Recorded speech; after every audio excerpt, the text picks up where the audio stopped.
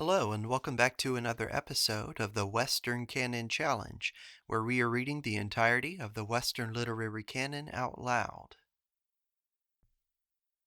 Today we are reading The Legend of Sleepy Hollow. Parentheses below the title, it states, "Found among the papers of the late Diedrich Knickerbocker."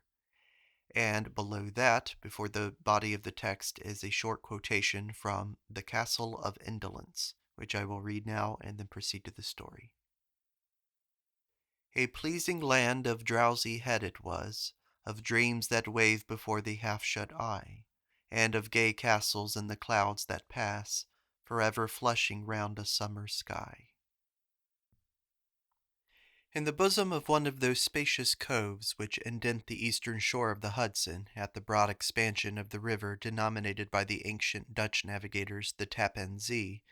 and where they always prudently shortened sail and implored the protection of St. Nicholas when they crossed, there lies a small market town or rural port, which by some is called Greensburg, but which is more generally and properly known by the name of Tarrytown.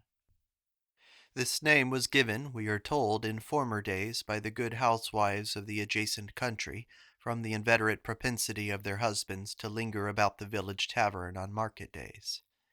Be that as it may, I do not vouch for the fact, but merely advert to it,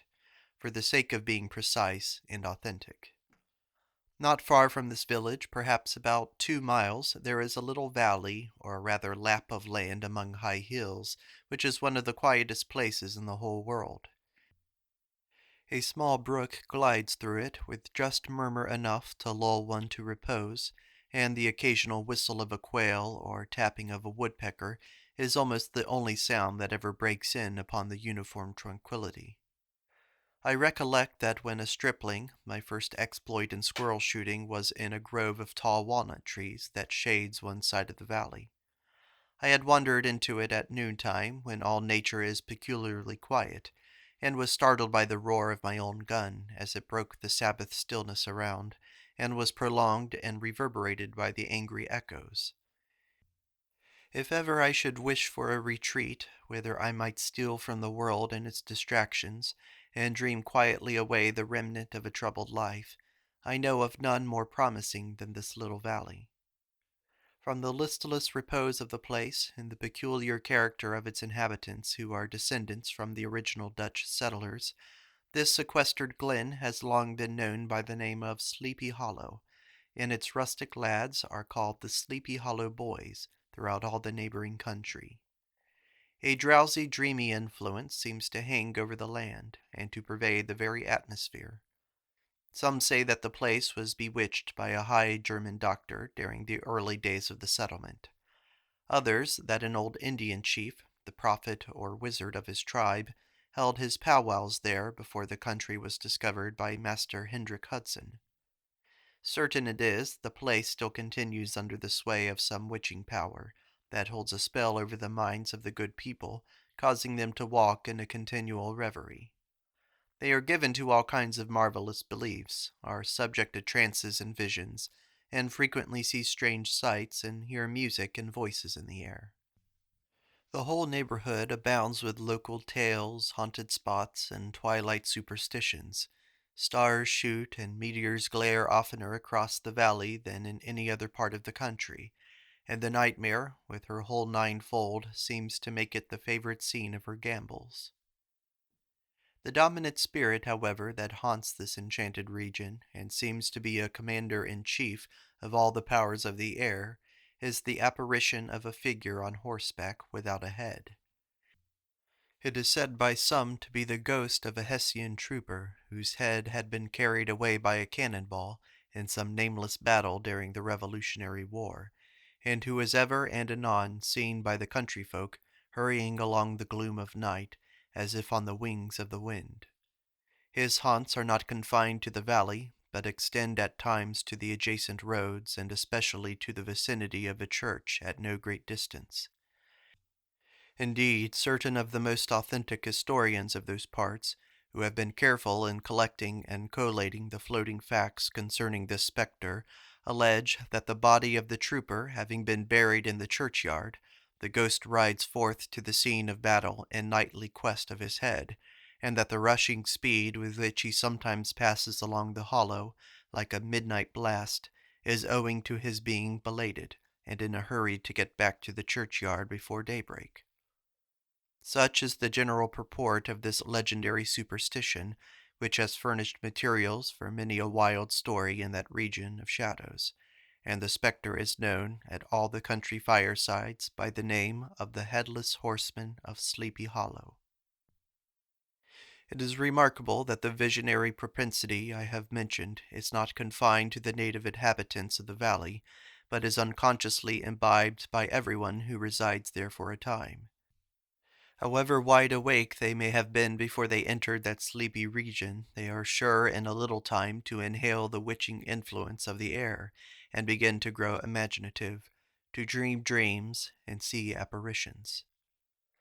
I mention this peaceful spot with all possible laud, for it is in such little retired Dutch valleys, found here and there embosomed in the great state of New York, that population, manners, and customs remain fixed, while the great torrent of migration and improvement which is making such incessant changes in other parts of this restless country sweeps by them unobserved.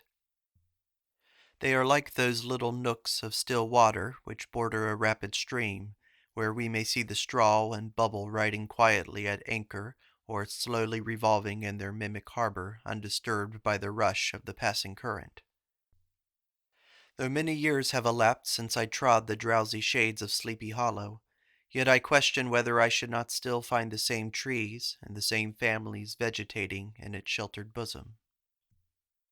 In this by-place of nature there abode in a remote period of American history, that is to say, some 30 years since, a worthy wight of the name of Ichabod Crane, who sojourned, or as he expressed it, tarried in Sleepy Hollow for the purpose of instructing the children of the vicinity. He was a native of Connecticut, a state which supplies the Union with pioneers for the mine as well as for the forest, and sends forth yearly its legions of frontier woodmen and country schoolmasters. The cognomen of Crane was not inapplicable to his person. He was tall but exceedingly lank, with narrow shoulders, long arms and legs, hands that dangled a mile out of his sleeves, feet that might have served for shovels, and his whole frame most loosely hung together. His head was small and flat at top, with huge ears, large green glassy eyes, and a long sniped nose, that it looked like a weathercock perched upon his spindle neck to tell which way the wind blew. To see him striding along the profile of a hill on a windy day with his clothes bagging and fluttering about him, one might have mistaken him for the genius of famine descending upon the earth, or some scarecrow eloped from a cornfield. His schoolhouse was a low building of one large room, rudely constructed of logs, the windows partly glazed and partly patched with leaves of old copybooks. It was most ingeniously secured at vacant hours by a withe twisted in the handle of the door, and stakes set against the window shutters, so that though a thief might get in with perfect ease, he would find some embarrassment in getting out, an idea most probably borrowed by the architect Jost van Houten from the mystery of an eel pot. The schoolhouse stood in a rather lonely but pleasant situation, just at the foot of a woody hill, with a brook running close by, and a formidable birch tree growing at one end of it. From hence the low murmur of his pupils' voices, conning over their lessons, might be heard of a drowsy summer's day, like the hum of a beehive, interrupted now and then by the authoritative voice of the master, in the tone of menace or command, or peradventure by the appalling sound of the birch, as he urged some tardy loiterer along the flowery path of knowledge. Truth to say, he was a conscientious man, and ever bore in mind the golden maxim, "Spare the rod and spoil the child." Ichabod Crane's scholars certainly were not spoiled. I would not have it imagined, however, that he was one of those cruel potentates of the school who joy in the smart of their subjects. On the contrary, he administered justice with discrimination rather than severity, taking the burden off the backs of the weak and laying it on those of the strong. Your mere puny stripling, that winced at the least flourish of the rod, was passed by with indulgence.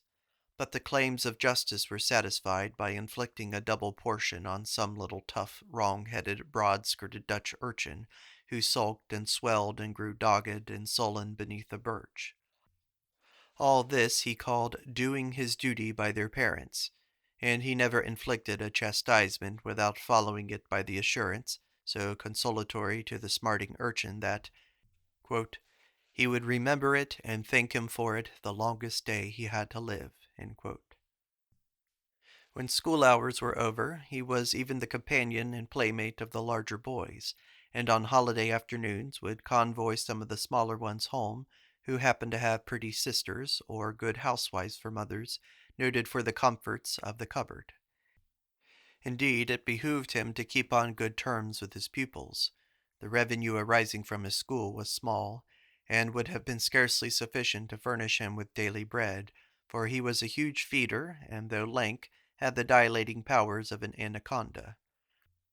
But to help out his maintenance, he was, according to country custom in those parts, boarded and lodged at the houses of the farmers, whose children he instructed. With these he lived successively a week at a time, thus going the rounds of the neighborhood with all his worldly effects tied up in a cotton handkerchief. That all this might not be too onerous on the purses of his rustic patrons, who are apt to consider the costs of schooling a grievous burden, and schoolmasters as mere drones, he had various ways of rendering himself both useful and agreeable.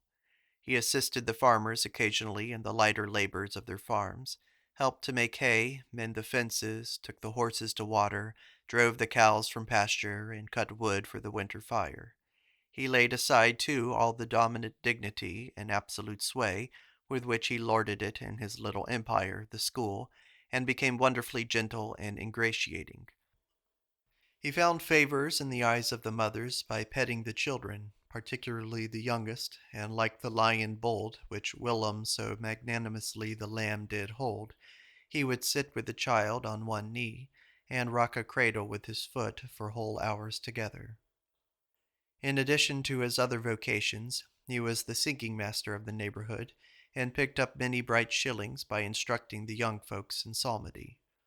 It was a matter of no little vanity to him on Sundays to take his station in front of the church gallery with a band of chosen singers, where in his own mind he completely carried away the palm from the parson.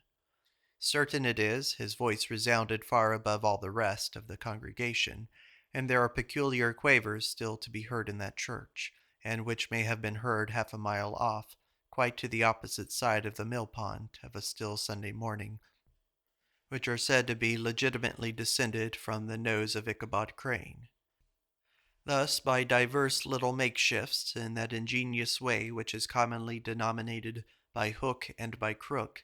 the worthy pedagogue got on tolerably enough, and was thought by all who understood nothing of the labor of headwork to have a wonderfully easy life of it. The schoolmaster is generally a man of some importance in the female circle of a rural neighborhood, being considered a kind of idle gentleman-like personage, of vastly superior taste and accomplishments to the rough country swains, and indeed inferior in learning only to the parson. His appearance, therefore, is apt to occasion some little stir at the tea-table of a farmhouse, and the addition of a supernumerary dish of cakes or sweetmeats, or peradventure the parade of a silver teapot. Our man of letters, therefore, was peculiarly happy in the smiles of all the country damsels. How he would figure among them in the churchyard between services on Sundays, gathering grapes for them from the wild vines that overrun the surrounding trees, reciting for their amusement all the epitaphs on the tombstones, or sauntering with a whole bevy of them along the banks of the adjacent mill pond, while the more bashful country bumpkins hung sheepishly back, envying his superior elegance and address. From his half-itinerant life, also, he was a kind of traveling gazette, carrying the whole budget of local gossip from house to house, so that his appearance was always greeted with satisfaction. He was, moreover, esteemed by the women as a man of great erudition, for he had read several books quite through, and was a perfect master of Cotton Mather's History of New England Witchcraft, in which, by the way, he most firmly and potently believed. He was, in fact, an odd mixture of small shrewdness and simple credulity. His appetite for the marvelous and his power of digesting it were equally extraordinary, and both had been increased by his residence in this spellbound region. No tale was too gross or monstrous for his capacious swallow. It was often his delight after his school was dismissed on an afternoon to stretch himself on the rich bed of clover bordering the little brook that whimpered by his schoolhouse, and there con over old Mather's direful tales until the gathering dusk of evening made the printed page a mere mist before his eyes. Then, as he wended his way by swamp and stream and awful woodland to the farm-house where he happened to be quartered, every sound of nature at that witching hour fluttered his excited imagination. The moan of the whippoorwill from the hillside, the boding cry of the tree-toad, that harbinger of storm, the dreary hooting of the screech-owl, or the sudden rustling in the thicket of birds frightened from their roost. The fireflies, too, which sparkled most vividly in the darkest places, now and then startled him, as one of uncommon brightness would stream across his path, and if by chance a huge blockhead of a beetle came winging his blundering flight against him, the poor varlet was ready to give up the ghost, with the idea that he was struck with a witch's token. His only resource on such occasions, either to drown thought or to drive away evil spirits, was to sing psalm tunes, and the good people of Sleepy Hollow, as they sat by their doors of an evening, were often filled with awe at hearing his nasal melody, in linked sweetness long drawn out, floating from the distant hill or along the dusky road. Another of his sources of fearful pleasure was to pass long winter evenings with the old Dutch wives, as they sat spinning by the fire with a row of apples roasting and sputtering along the hearth, and listen to their marvelous tales of ghosts and goblins, and haunted fields and haunted brooks, and haunted bridges and haunted houses, and particularly of the headless horseman, or galloping Hessian of the hollow, as they sometimes called him. He would delight them equally by his anecdotes of witchcraft and of the direful omens and portentous sights and sounds in the air which prevailed in the earlier times of Connecticut, and would frighten them woefully with speculations upon comets and shooting stars, and with the alarming fact that the world did absolutely turn round, and that they were half the time topsy-turvy.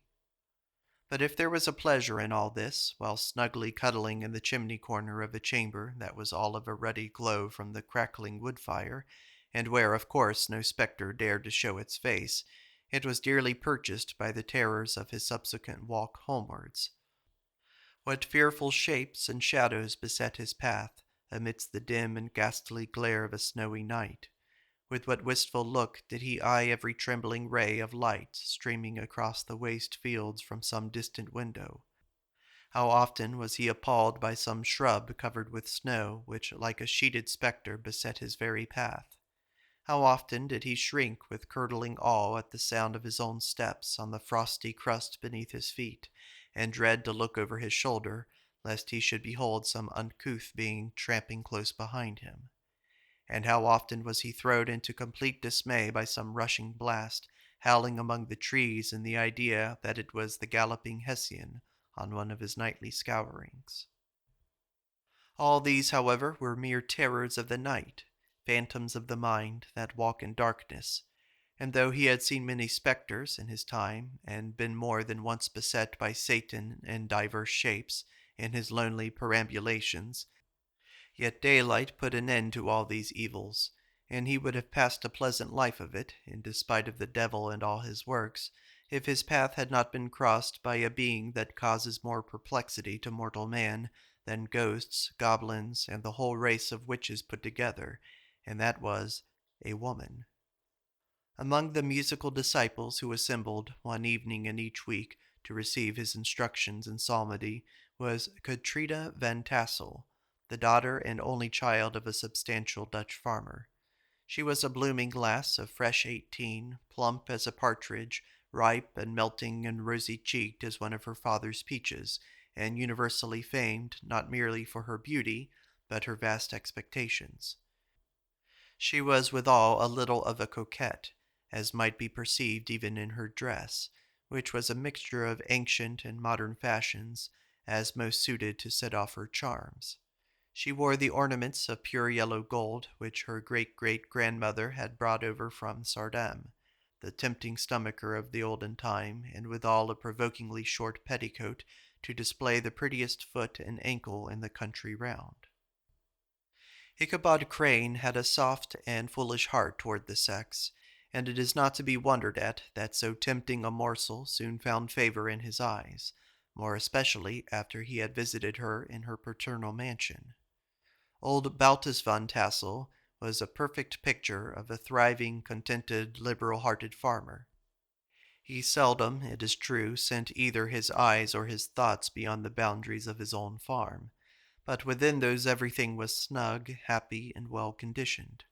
He was satisfied with his wealth, but not proud of it, and piqued himself upon the hearty abundance rather than the style in which he lived. His stronghold was situated on the banks of the Hudson, in one of those green, sheltered, fertile nooks in which the Dutch farmers are so fond of nestling. A great elm tree spread its broad branches over it, at the foot of which bubbled up a spring of the softest and sweetest water in a little well formed of a barrel, and then a stole sparkling away through the grass to a neighboring brook that babbled along among elders and dwarf willows. Hard by the farmhouse was a vast barn that might have served for a church, every window and crevice of which seemed bursting forth with the treasures of the farm. The flail was busily resounding within it from morning to night. Swallows and martins skimmed twittering about the eaves, and rows of pigeons, some with one eye turned up, as if watching the weather, some with their heads under their wings or buried in their bosoms, and others swelling and cooing and bowing about their dames, were enjoying the sunshine on the roof. Sleek, unwieldy porkers were grunting in the repose and abundance of their pens, from whence sallied forth now and then troops of suckling pigs, as if to snuff the air. A stately squadron of snowy geese were riding in an adjoining pond, convoying whole fleets of ducks. Regiments of turkeys were gobbling through the farmyard, and guinea fowls fretting about it like ill-tempered housewives with their peevish discontented cry. Before the barn door strutted the gallant cock, that pattern of a husband, a warrior, and a fine gentleman, clapping his burnished wings and crowing in the pride and gladness of his heart, sometimes tearing up the earth with his feet, and then generously calling his ever-hungry family of wives and children to enjoy the rich morsel which he had discovered. The pedagogue's mouth watered as he looked upon this sumptuous promise of luxurious winter fare. In his devouring mind's eye he pictured to himself every roasting pig running about with a pudding in his belly and an apple in his mouth. The pigeons were snugly put to bed in a comfortable pie, and tucked in with a coverlet of crust. The geese were swimming in their own gravy, and the ducks pairing cosily in dishes, like snug married couples, with a decent competency of onion sauce. In the porkers he saw carved out the future sleek side of bacon and juicy relishing ham, not a turkey, but he beheld daintily trussed up, with its gizzard under its wing, and peradventure a necklace of savory sausages, and even bright Chanticleer himself lay sprawling on his back in a side dish with uplifted claws, as if craving that quarter which his chivalrous spirit disdained to ask while living. As the enraptured Ichabod fancied all this, and as he rolled his great green eyes over the fat meadowlands, the rich fields of wheat, of rye, of buckwheat, and Indian corn, and the orchards burdened with ruddy fruit, which surrounded the swarm tenement of Van Tassel, his heart yearned after the damsel who was to inherit these domains, and his imagination expanded with the idea how they might be readily turned into cash and money, invested in immense tracts of wild land, and shingle palaces in the wilderness. Nay, his busy fancy already realized his hopes, and presented to him the blooming Katrina, with a whole family of children, mounted on top of a wagon, loaded with household trumpery, with pots and kettles dangling beneath, and he beheld himself bestriding a pacing mare, with a colt at her heels, setting out for Kentucky, Tennessee, or the Lord knows where. When he entered the house, the conquest of his heart was complete. It was one of those spacious farmhouses with high ridged but lowly sloping roofs, built in the style handed down from the first Dutch settlers. The low, projecting eaves formed a piazza along the front, capable of being closed up in bad weather. Under this were hung flails, harness, various utensils of husbandry, and nets for fishing in the neighboring river. Benches were built along the sides for summer use, and a great spinning wheel at one end, and a churn at the other, show the various uses to which this important porch might be devoted. From this piazza the wondering Ichabod entered the hall which formed the center of the mansion, and the place of usual residence. Here rows of resplendent pewter, ranged on a long dresser, dazzled his eyes. In one corner stood a huge bag of wool ready to be spun, in another a quantity of linsey woolsey, just from the loom. Ears of Indian corn and strings of dried apples and peaches hung in gay festoons along the walls, mingled with the god of red peppers, and a door left ajar gave him a peep into the best parlor, where the claw-footed chairs and dark mahogany tables shone like mirrors, and irons, with their accompanying shovel and tongs, glistened from their covert of asparagus tops. Mock oranges and conch shells decorated the mantelpiece. Strings of various colored birds' eggs were suspended above it. A great ostrich egg was hung from the center of the room, and a corner cupboard, knowingly left open, displayed immense treasures of old silver and well-mended china. From the moment Ichabod laid his eyes upon these regions of delight, the peace of his mind was at an end, and his only study was how to gain the affections of the peerless daughter of Van Tassel. In this enterprise, however, he had more real difficulties than generally fell to the lot of a knight-errant of yore, who seldom had anything but giants, enchanters, fiery dragons, and such like easily conquered adversaries to contend with, and had to make his way merely through gates of iron and brass and walls of adamant to the castle keep, where the lady of his heart was confined. All which he achieved as easily as a man would carve his way to the center of a Christmas pie, and then the lady gave him her hand as a matter of course. Ichabod, on the contrary, had to win his way to the heart of a country coquette, beset with a labyrinth of whims and caprices, which were forever presenting new difficulties and impediments, and he had to encounter a host of fearful adversaries of real flesh and blood, the numerous rustic admirers who beset every portal to her heart, keeping a watchful and angry eye upon each other, but ready to fly out in the common cause against any new competitor. Among these, the most formidable was a burly, roaring, roistering blade of the name of Abraham, or according to the Dutch abbreviation, Brom van Brunt, the hero of the country round, which rung with his feats of strength and hardihood. He was broad-shouldered and double-jointed, with short, curly black hair, and a bluff, not unpleasant countenance, having a mingled air of fun and arrogance. From his Herculean frame and great powers of limb he had received the nickname of Brom Bones, by which he was universally known. He was famed for great knowledge and skill in horsemanship, being as dexterous on horseback as a Tartar. He was foremost at all races and cockfights, and with the ascendancy which bodily strength acquires in rustic life, was the umpire in all disputes, setting his hat on one side and giving his decisions with an air and tone admitting of no gainsay or appeal. He was always ready for either a fight or a frolic, but had more mischief than ill will in his composition, and with all his overbearing roughness, there was a strong dash of waggish good humor at bottom. He had 3 or 4 boon companions who regarded him as their model, and at the head of whom he scoured the country, attending every scene of feud or merriment for miles around. In cold weather he was distinguished by a fur cap surmounted with a flaunting fox's tail, and when the folks at a country gathering descried this well-known crest at a distance, whisking about among a squad of hard riders, they always stood by for a squall.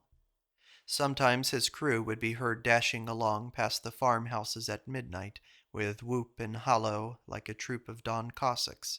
and the old dames startled out of their sleep would listen for a moment till the hurry-scurry had clattered by, and then exclaim, "Hey, there goes Brom Bones and his gang." The neighbors looked upon him with a mixture of awe, admiration, and goodwill, and when any madcap prank or rustic brawl occurred in the vicinity, always shook their heads and warranted Brom Bones was at the bottom of it. This rantipole hero had for some time singled out the blooming Katrina for the object of his uncouth gallantries, and though his amorous toyings were something like the gentle caresses and endearments of a bear, yet it was whispered that she did not altogether discourage his hopes. Certain it is his advances were signals for rival candidates to retire, who felt no inclination to cross a lion in his amours, insomuch that when his horse was seen tied to Van Tassel's paling of a Sunday night, a sure sign that his master was courting, or as it is termed, sparking within, all other suitors passed by in despair and carried the war into other quarters. Such was the formidable rival with whom Ichabod Crane had to contend, and considering all things, a stouter man than he would have shrunk from the competition, and a wiser man would have despaired.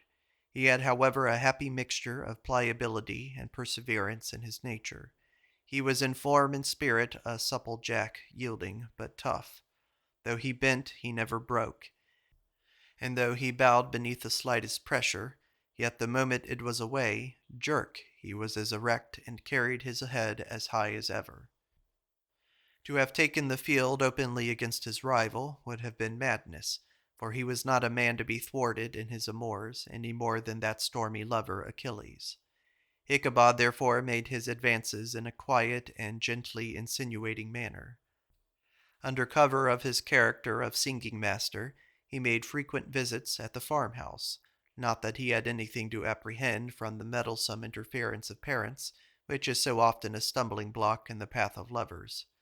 Balt Van Tassel was an easy, indulgent soul. He loved his daughter better than even his pipe, and like a reasonable man and an excellent father, let her have her way in everything.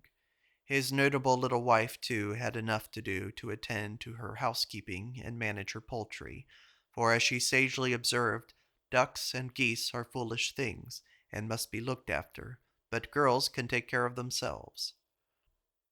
Thus, while the busy dame bustled about the house, or plied her spinning wheel at one end of the piazza, honest Balt would sit smoking his evening pipe at the other, watching the achievements of a little wooden warrior who, armed with a sword in each hand, was most valiantly fighting the wind on the pinnacle of the barn. In the meantime, Ichabod would carry on his suit with the daughter by the side of the spring under the great elm, or sauntering along the twilight, that hour so favorable to the lover's eloquence.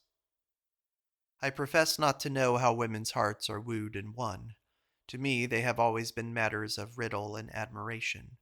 Some seem to have but one vulnerable point, or door of access, while others have 1,000 avenues and may be captured in 1,000 different ways. It is a great triumph of skill to gain the former, but a still greater proof of generalship to maintain possession of the latter, for a man must battle for his fortress at every door and window. He who wins 1,000 common hearts is therefore entitled to some renown,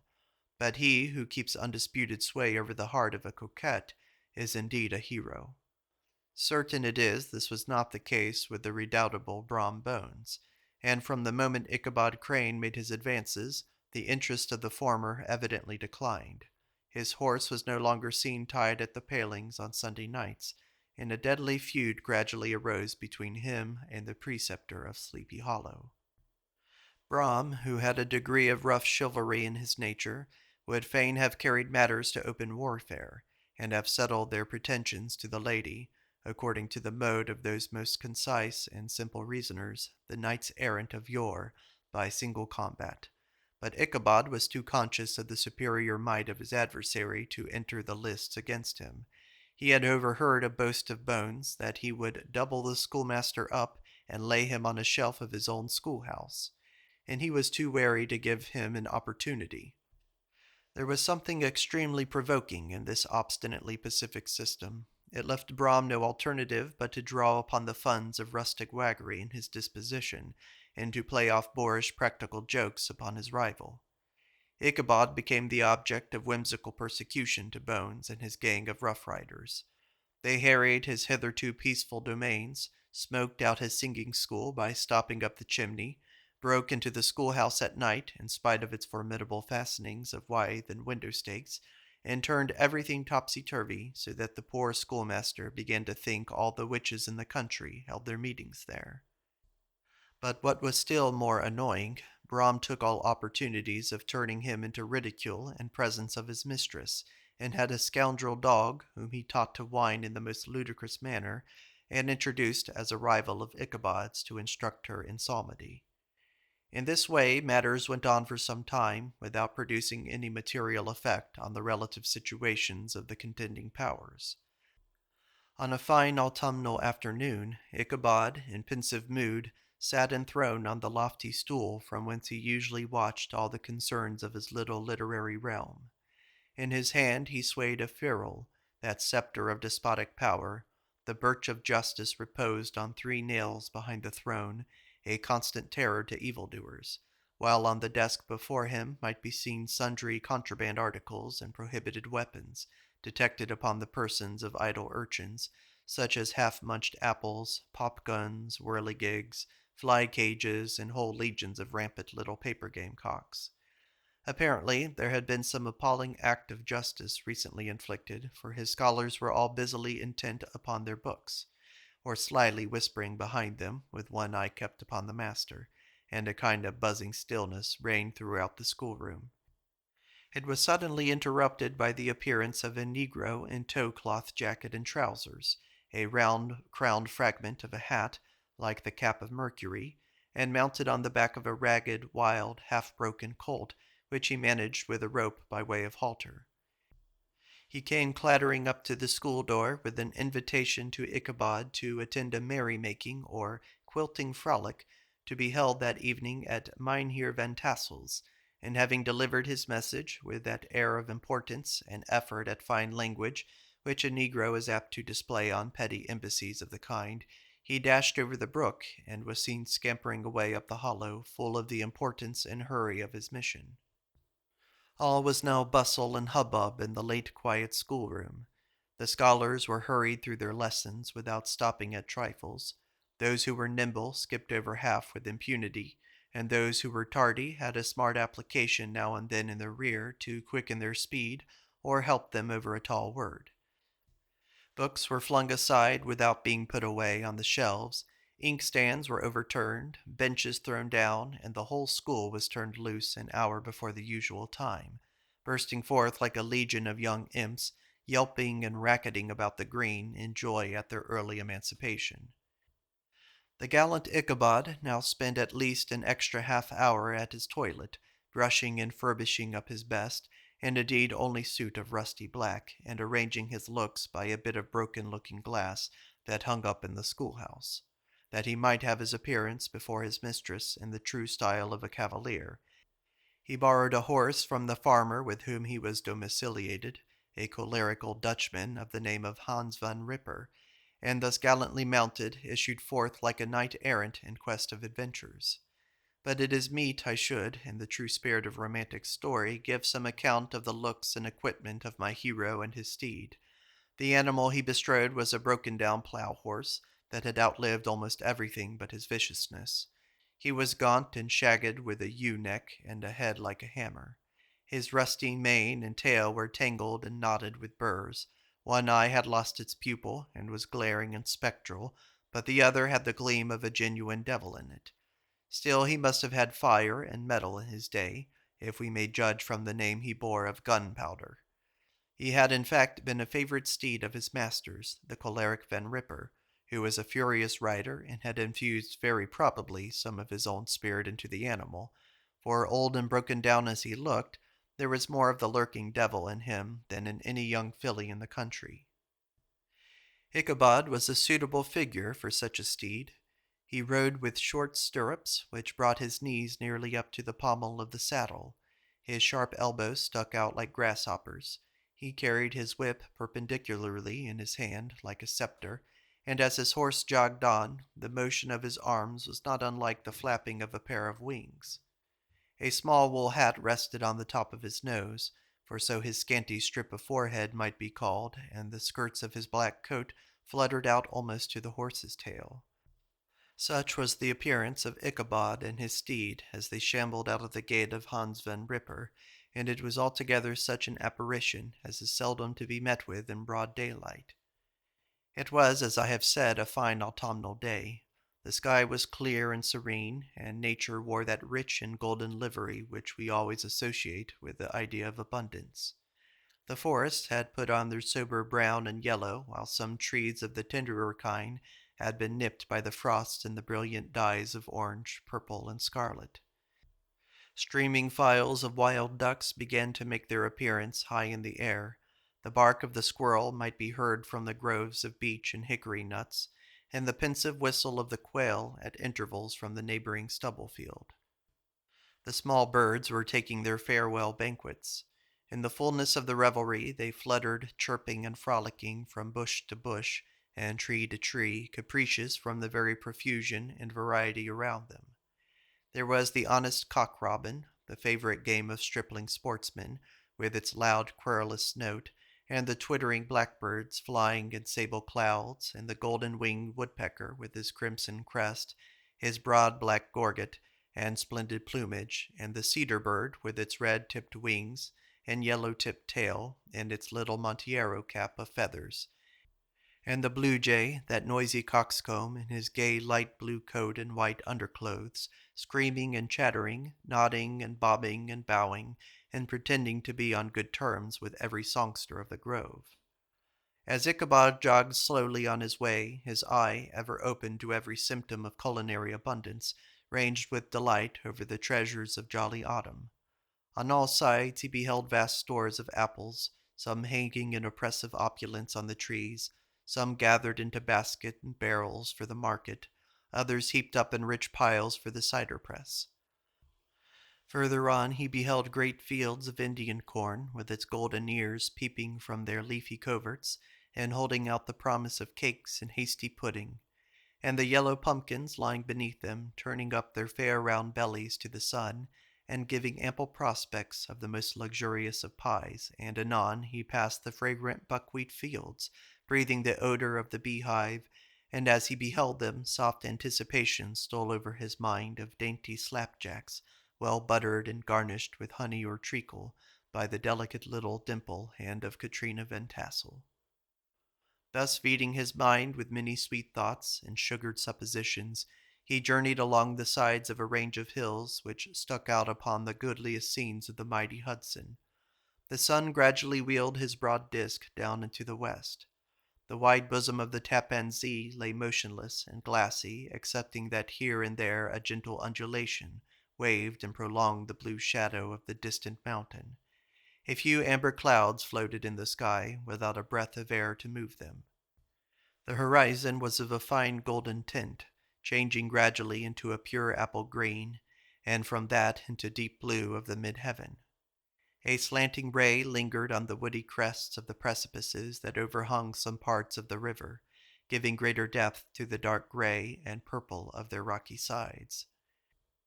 A sloop was loitering in the distance, dropping slowly down with the tide, her sail hanging uselessly against the mast, and as the reflection of the sky gleamed along the still water, it seemed as if the vessel was suspended in the air. This is the end of Part 1 of The Legend of Sleepy Hollow, from the sketchbook of Geoffrey, Crayon, Gent by Washington Irving. In the next video, we will take up where we left off and complete the rest of the story. Thank you for listening.